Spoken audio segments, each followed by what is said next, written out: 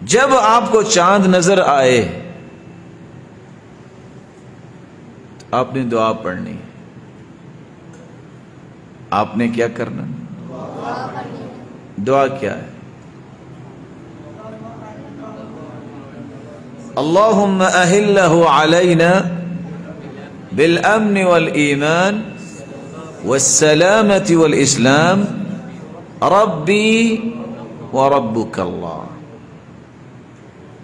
دوسری روایت کے الفاظ یہ ہیں، آپ یہ بھی کہہ سکتے ہیں والتوفیق لما تحبه وترضاه ربی وربک.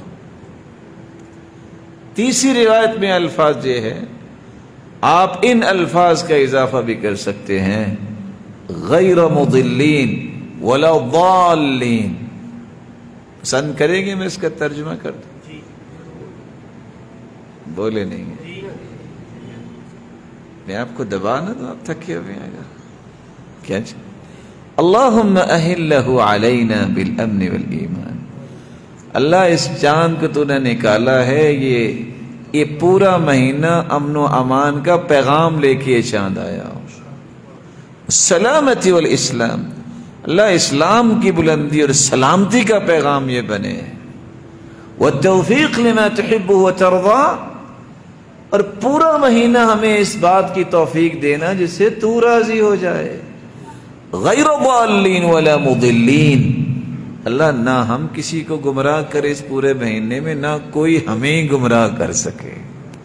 ربی وربک اللہ الہ العالمین، تو نے یہ نعمت جو دی ہے اے چاند، تیرا رب اور میرا رب ایک اللہ ہے.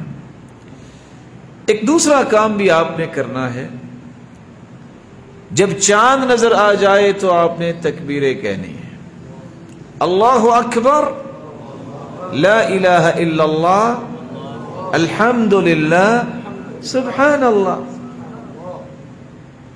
جب ان کو ملائیں گے تو کیا بنے گا؟ اللہ اکبر، لا الہ الا اللہ واللہ اکبر وللہ الحمد. حدیث کے الفاظ ہیں، سلسلہ صحیحہ کی روایت ہے 1621. اتنی پیاری روایت ہے، یا سبحان اللہ. ما اہل محل قط الا بشر، جب بھی کسی نے لا الہ الا اللہ کہا ہے اسے بشارت ضرور ملی ہے. ولا کبر مکبر قط الا بشر، جب بھی کوئی اللہ اکبر کہتا ہے اسے بشارت ضرور ملتی ہے. صحابہ نے فٹ سے سوال کر لیا، یا رسول اللہ الا بشر بالجنہ، اس کو جنت کی بشارت ملتی ہے؟ قال نعم، جی ہاں، جنت کی بشارت ملتی ہے. دوسرا کام آپ نے یہ کرنا ہے، چاند دیکھ کے دعا پڑھنے کے بعد اس وقت سے پھر آپ نے تکبیریں پڑھنی ہیں.